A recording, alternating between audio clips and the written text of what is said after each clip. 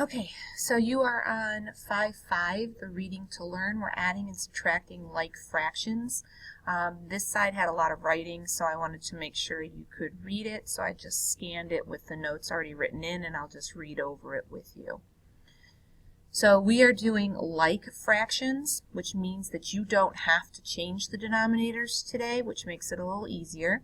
The only difference between this and what we did at the beginning before we started the chapter is that there'll be some negatives and there could be some variables in the denominators. So like fractions have like denominators. So right as I go through it, pause as you need to.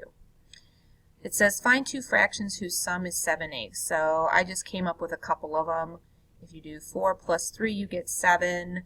5 plus 2, you get 7. And as you know, when you add fractions, you do not add the denominators. So the denominators for these fractions just needed to be eighths. So 4/8 plus 3/8 equals 7/8. 5/8 plus 2/8 equals 7/8. Find two fractions whose difference is 2/7, which means we're subtracting, so I have to get a 2 on the top. 7 has to be the bottom number because I don't add the denominators. They stay the same, so the denominators all have to be 7s. You could pick any two numbers that you would subtract to get 2. So 6 minus 4, 5 minus 3, and so on. To add or subtract like fractions, you're going to add or subtract the numerators, keep the denominator the same. And we have notes on that in the very first page of your packet. It says explain how to use a ruler to add 3/8 and 7/8. Never mind, we're not going to worry about that. Let's just go over here to adding negatives.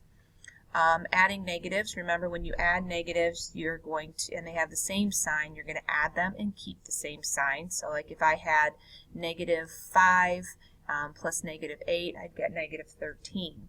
So if this were a fraction and I had -5/7 plus -8/7, the sevenths would be on the bottom and you'd have -13/7.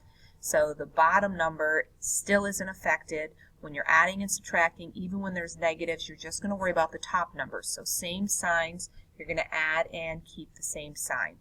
If you're adding with different signs, you're going to subtract and you're going to use the sign of the larger amount.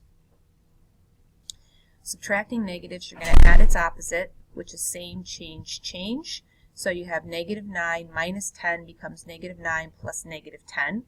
So you keep it, you change it, you change it to the opposite. So remember how to subtract. You're going to do the same thing with fractions. So -9 plus -10 now is -19. So on the other side of this sheet is the study guide, and we're going to do a bunch of examples. So finish copying this one down, and then you're going to open up part 2.